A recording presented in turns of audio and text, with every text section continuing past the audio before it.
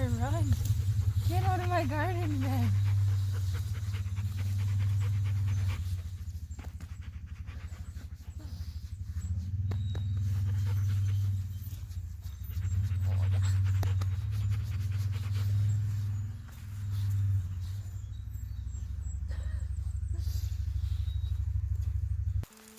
Oh yeah, we are out here on the ground today. I only brought out my small tripod, so you get the French girl lay. Springtime here in the North Okanagan, and I always underestimate how many seasons you can experience in one day. I will be honest with you and admit that I slept in, so I'm out here way later than I intended to be, and it's pretty gross out here right now. It's been raining, there's a little bit of snow. I think I see blue skies off in the distance there, so we will keep plugging away and hopefully not get drenched. That being said, I do have some brand new bright pink gardening gloves, and I am ready to get my blueberries in the ground. Once I get the blueberry bushes planted, if I have enough time and the weather's not horrific, I might start direct sowing some of my root vegetables like daikon radishes and a few other things. Recently, I have been playing around with some bokashi compost, digging a few trenches, and moving some lilies and oregano plants.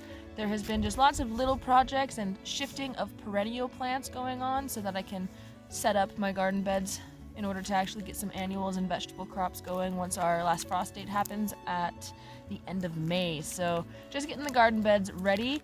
I will show you guys my garlic, which I'm excited about. But first, blueberries, because I've been waiting on this moment for about 2 years. See you, Rip. You'll often hear people talk about how they wish they started their perennials sooner. I am not above that. I have been intending to plant blueberries here on the property for the last 2 gardening seasons since I've been back on the property, and it's taken me until now to get around to getting them with a bed that's clear, figuring out what kind of soil where would work best. I have finally figured out what garden bed we're going to be putting them in. It's this top herb garden bed. It's not been very successful the last few seasons because its soil is rather acidic, which happens to be ideal for blueberry bushes. So in a sense, I am happy that I kind of waited to figure out the ideal place to put these perennial blueberry bushes into the ground so they can be happy for several years to come. But I am excited, to say the least, to get these plants in the ground. I have always had a soft spot in my heart for blueberries, and I'll tell you a little bit of a cute, wholesome story around my love and obsession of blueberry plants later on. But for now, I've procrastinated enough, and I should probably just start digging 6 holes.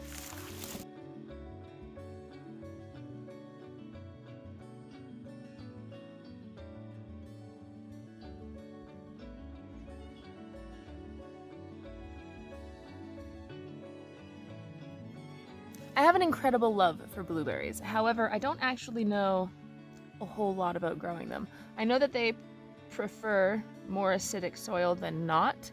That being said, I have not done a soil test on any of our garden beds that I have amended the soil in. I do know that this bed is not growing specific herbs very well, and my thought process would be, because it's under some very large pine trees and is pretty close to a few cedars, I'm assuming the soil is a little bit too acidic for the herbs I was trying to grow in here. That being said, I've got a catnip bush in this same bed and it's very happy, as well as valerian root. I have done some bokashi compost trenches in here recently, and I'm thinking that the blueberries are going to be happy and content here. As for the varieties, I am growing Chippewa as well as Northland. Both are good in high altitudes, and I do believe that both are bush varieties, like shorter bush varieties, as opposed to some of the blueberry bushes out there that can get quite tall. I made that choice because we get a lot of snow here, and I would hope that this kind of helps mitigate the damage that could be done to any kind of perennial shrub out here over the long winter. So if I need to, come winter and fall, I will evaluate kind of tying them up and tucking them in. I would love to not have to do that, but of course I will protect my blueberry bushes from the elements as best as I can. So that's the thought process around the varieties I chose. Both good in colder climates, both a little bit shorter and more stout. And I got 2 different varieties because blueberries cross-pollinate between different varieties, and it kind of helps increase their production. So that's the game plan, folks.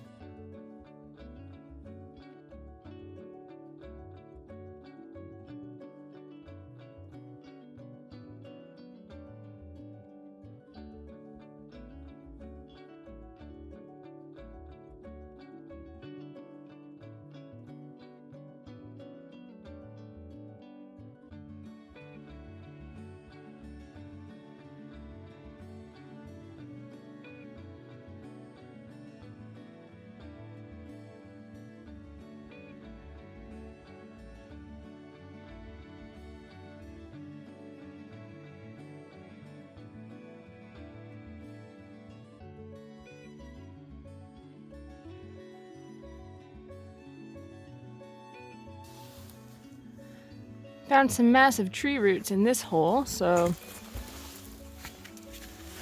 broke it off here. And I'll just lift them up and come and chop them out later, but holes are dug.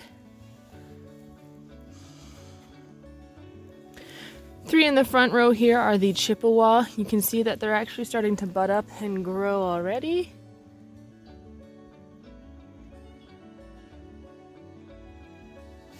And then we've got in the back the Northland. Still rather dormant, but all good healthy plants. Hopefully, my blueberry spread will bear fruit.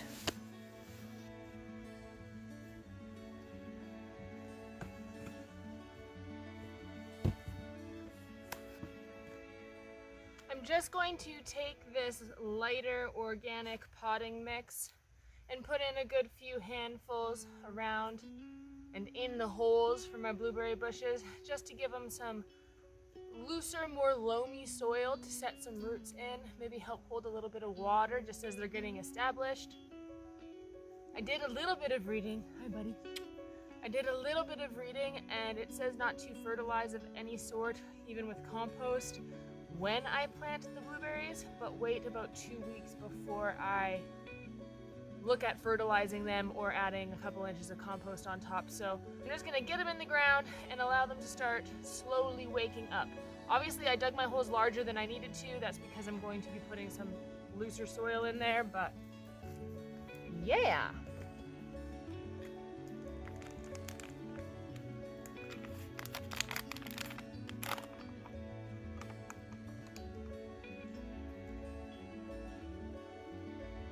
I won't be breaking them apart too much because this is already going to be a lot of change for them, but I am going to loosen up this bottom just a bit. Let them know that they've got some more space.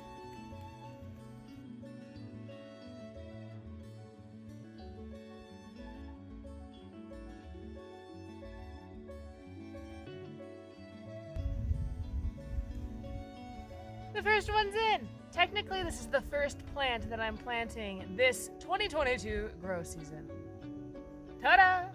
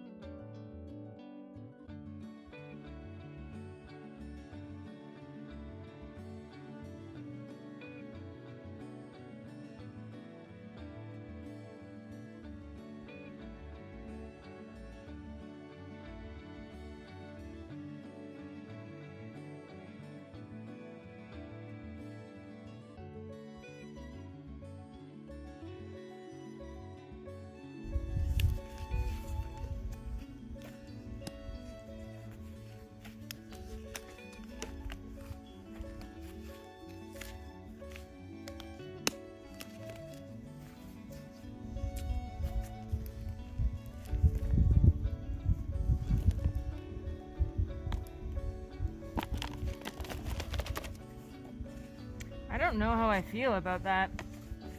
So you see this massive bucket that this comes in? The actual root ball of it is flippin' tiny. That's smaller than the Chippewa that I just planted. And I paid so much more for these ones. Well, not so much more, but $10 more. Man, hope they grow. I'm gonna have to keep an eye on that. That's not really very exciting.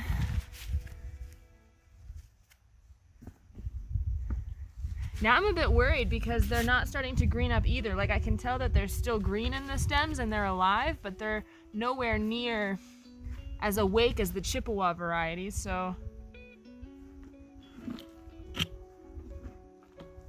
hopefully they're all right.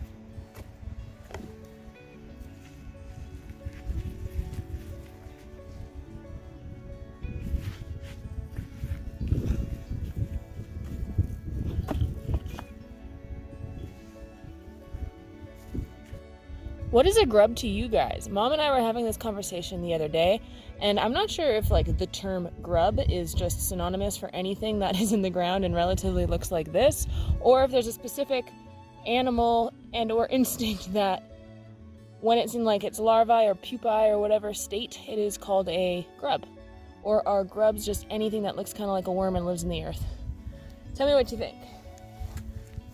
I guess I could Google it, but that takes away the whole community, teaching community aspect that I also love. Looks like this one, this Northland, is the same with this tiny root ball. Hey Ripley, get out of my garden bed. Good boy.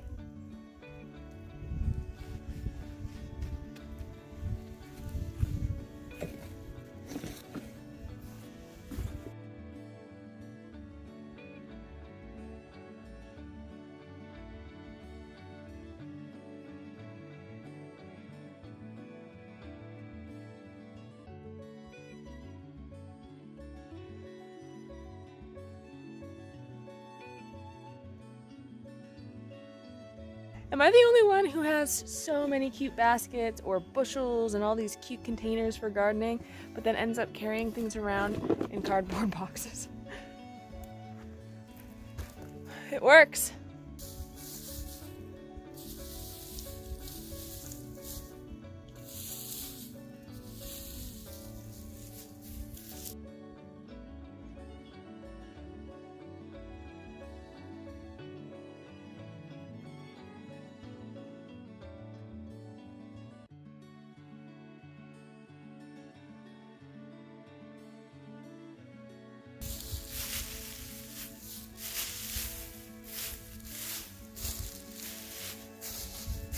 I ended up insulating the bed quite heavily because I know we are going to drop below zero many times before our last frost date, which is around the end of May. So I'm about 2 months out still before I can guarantee that these plants won't be experiencing any frost. So lots of straw in the meantime.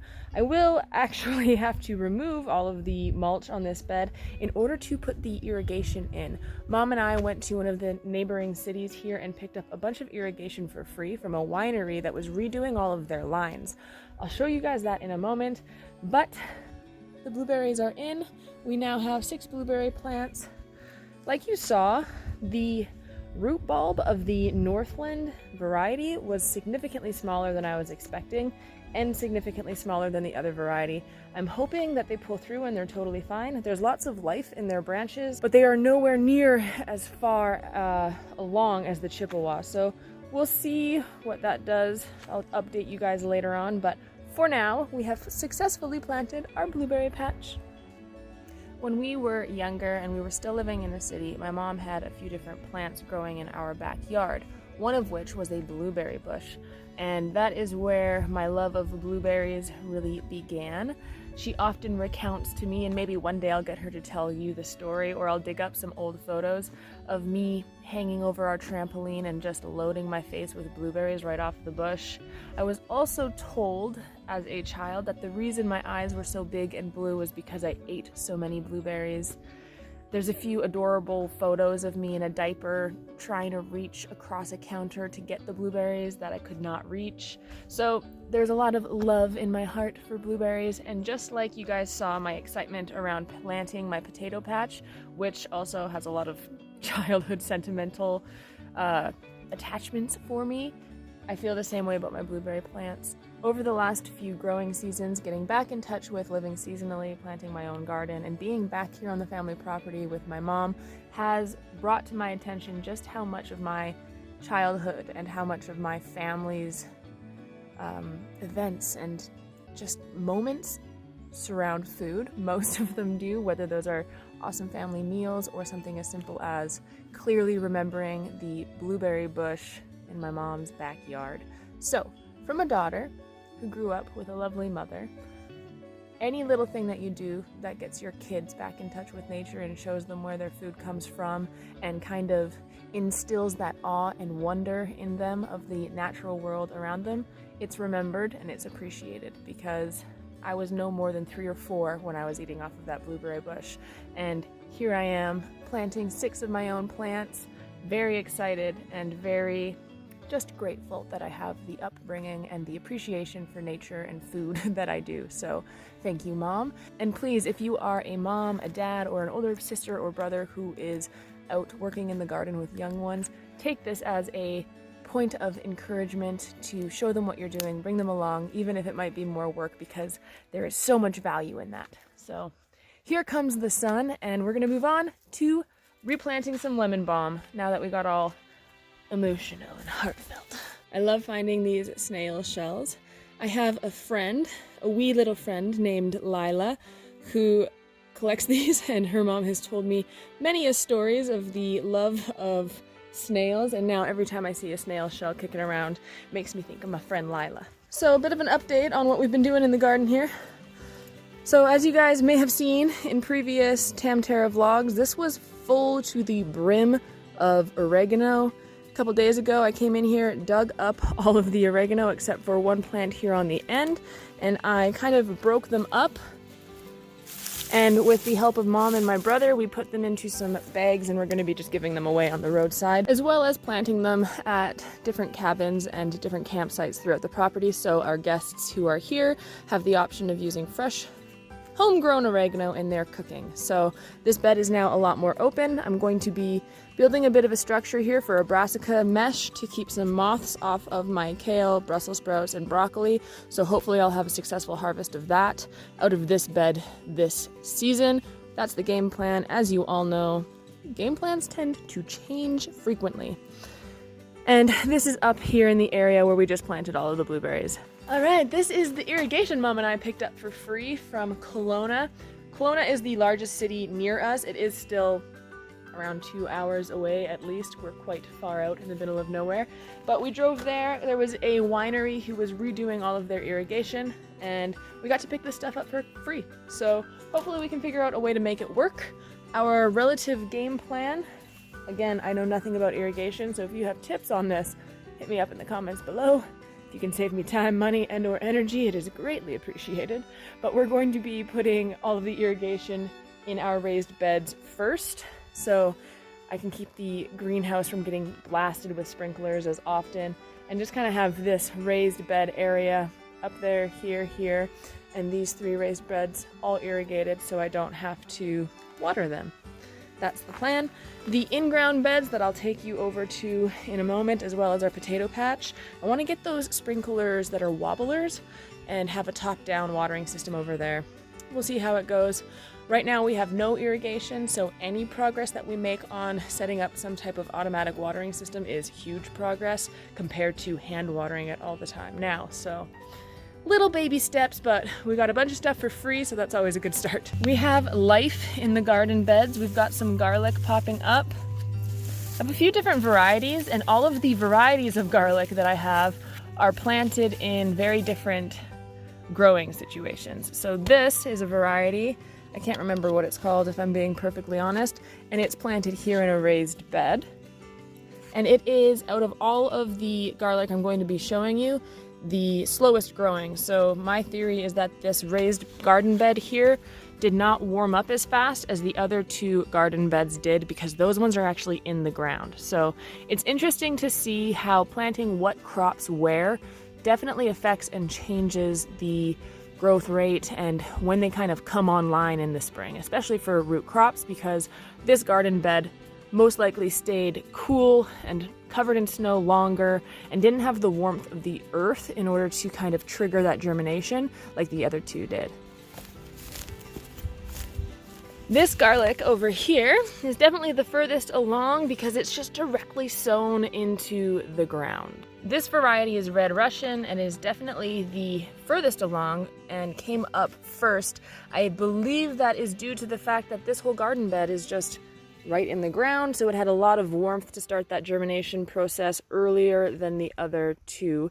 I am going to have to put down a layer of cardboard in this garden bed this season because this grass is relentless and it grows in a kind of horizontal root pattern and just pops up everywhere. So it's going to be a long process because I've already weeded this bed, and as you can see, There is a lot to get out of here, and it is just that crabgrass. That just means business. So we're gonna have to mulch the crap out of this, probably put down a layer of cardboard or potentially plastic and just cut out some holes for my squashes, but we shall see. Yeah, look at this. Oh no, look at all of that.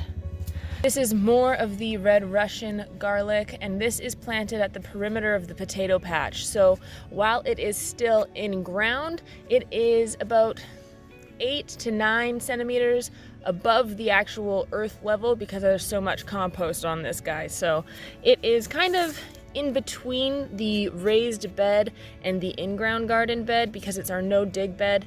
And while it has the warmth of the earth, it's not directly in the ground like our other bed is. From the looks of it, we only have one empty spot that didn't germinate. Everything else appears to be up and growing. So I think we are going to have a successful garden harvest. Like with most things that you see me grow and share here on the channel, it's my first time doing it, so by no means am I an expert, but I am excited that the garlic is above ground, green and growing in all 3 different areas that I planted it and all 3 different varieties.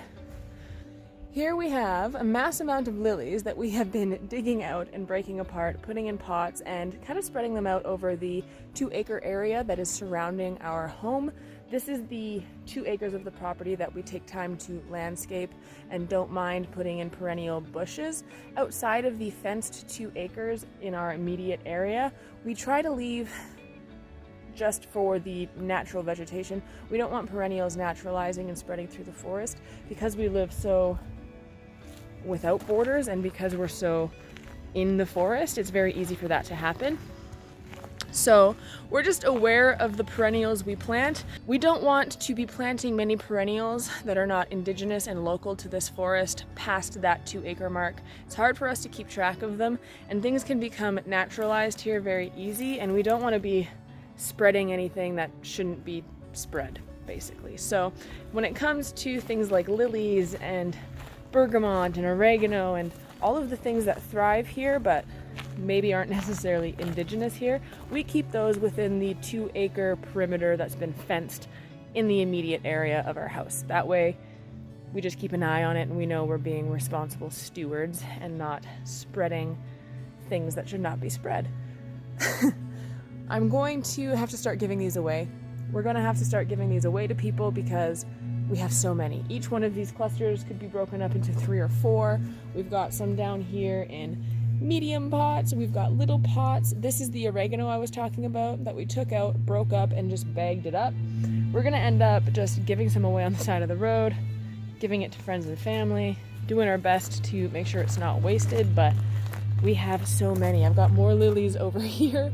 Some of them might stay in buckets, but we're going to do a little bit of transplanting and landscaping around some of the cabins and the campsites that are within that 2-acre kind of border and see if we can't spruce up the place with these abundant perennials. That's the kind of crazy thing when you plant and grow varieties that spread via tuber. Season after season, you're just going to have to maintain and break up their growth or else they kind of die in the center. We essentially have a lily farm because that's how many dang perennials we have in the ground, and it's been a few years since we've gone through all of the lilies and split them up and spread them out, and I'm excited to see how they do this year because it's not good to have them die out in the center, which is what ends up occurring if you don't break them apart. So this is the area of our in-ground garden bed that I took all of those lilies out of. There was only about 4 mother plants in this area, and that's how many lilies I got off of breaking them up, which is a lot. There were only around 4 mother plants, and I managed to get 3 or 4 wheelbarrows full of lilies, so we still have the rest of this garden bed to take some of the lilies out of. This is one I've not done yet. As you can see, they slowly start to spread all throughout here. all from the mother plant, which is in the center here. And eventually, if we don't break up this cluster, spread them out, repot them, and put them other places, it's going to die out in the middle of this mother plant and look really ugly, essentially. It just starts to kind of choke itself out. So it's important to stay up on your lily perennials. We haven't been, so that's why this whole garden bed is now a bit of a chore to get to a point of not only being pretty, but making sure we're doing our perennials good service by spreading them out and making sure they're in optimal places to grow. I also have to come in here and take out so many strawberry plants.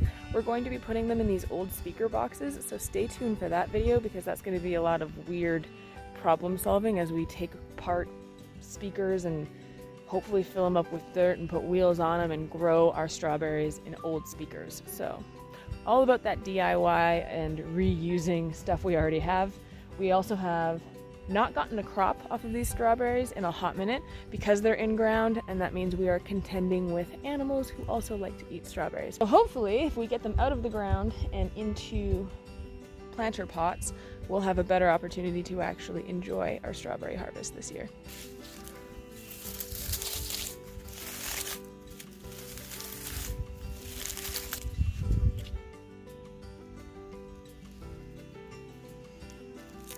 Once I take these strawberry plants out of here, I'm going to just lay down some serious cardboard and hopefully kill off as much of this grass as I can. I do believe I'm going to be growing some fava beans in this area, in and amongst all of the lilies, and hopefully get some comfrey at the bottom of this little pear tree that we have. Next up on the dirty springtime dig list would be getting our lemon balm into a different little garden bed here.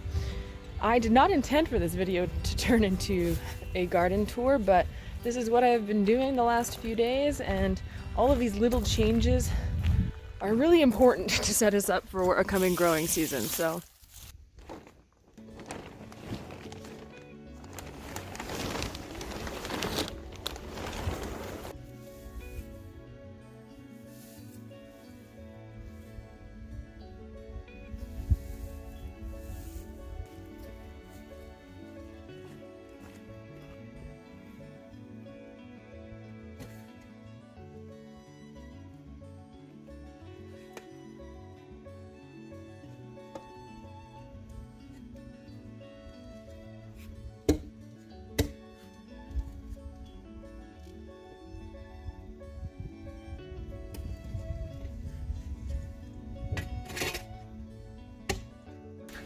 back in the house, like I said, I'm going to show you our little seedlings that have started to germinate. We have our leeks. We've got a few varieties. There are giant musselbug, chinook, varna, and bleu de soleil. Don't mind my atrocious French pronunciation. And then we've also got the scallions. There is yarrow, echinacea, rosemary, wormwood. Next tray, we've got basket of gold, sage, pansies, butterfly bush, so lots of just shrub herbs as well as perennial flowers. A few of everything has germinated thus far. If you guys saw my video setting up my germination station last season, you will know that this is different. We wanted to try something out that was a little different. Hung the lights from the roof on an adjustable little cord here and have it on a old door actually, and it works really good with the germination mat because it's wide enough to hold it. So far this season's germination is going great.